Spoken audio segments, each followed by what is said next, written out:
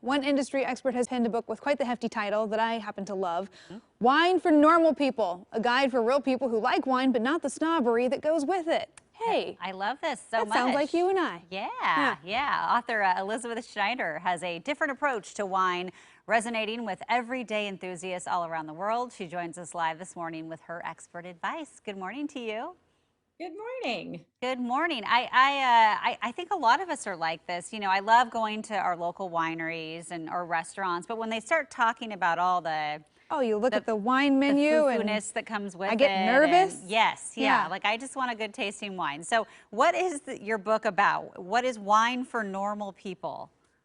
Well, it's basically deciphering and translating all of the terms that wine people use because like any other hobby or like any other thing that you have to learn in order to get into, wine is definitely there's a barrier to entry, and in order to get in, you've got to know a little something. So really the book is split into two sections. One is vocabulary, well, three. One is vocabulary, one is geography, which is the other thing that's just so very important. And then the third is practical stuff like how to shop for wine and good food and wine pairings and things like that, etiquette, things like that. Okay, so speaking of how to shop for wine, I know I spend so long just kind of looking at labels in the grocery store. And sometimes I buy just based on a really cool label. Yeah. But there's always something so satisfying about finding like a really, really good deal on a bottle of wine at Trader Joe's that is fantastic, but it's like a good value. How do you find those wines that are good value? Well, I think for where you are, you're going to be looking at some great Oregon wines and you're going to be able to get great value for those. For people in other parts of the country, we sometimes have to look abroad because places like Chile, Spain, Portugal offer really, really great prices and fantastic wines for that price. So it depends on really where you are. But I think the most important thing is not always to pay attention to the labels, but to pay attention maybe to some of the descriptions, things that you like, and developing your own sense of, well, if I like this, maybe I might like this. And a great way to do that is to support your local wine shop because those people are super knowledgeable and they can help you get things that you like. Yeah. And so which regions around the world have you found that provide the best value, and why is that?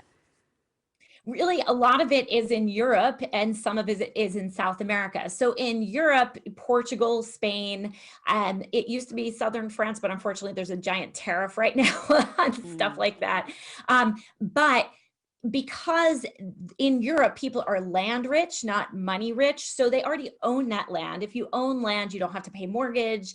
And they also get some subsidies from the government. They're also viewed as agriculture. And unfortunately, for some reason in the United States, it's the Tax and Trade Bureau that winds up legislating on wine here, but it really is agriculture. So they wind up getting a lot of benefits of being an agricultural product. So Europe has that. And then also in South America, there's great prices too. Again, lots of land is owned and there is less, the labor is less expensive.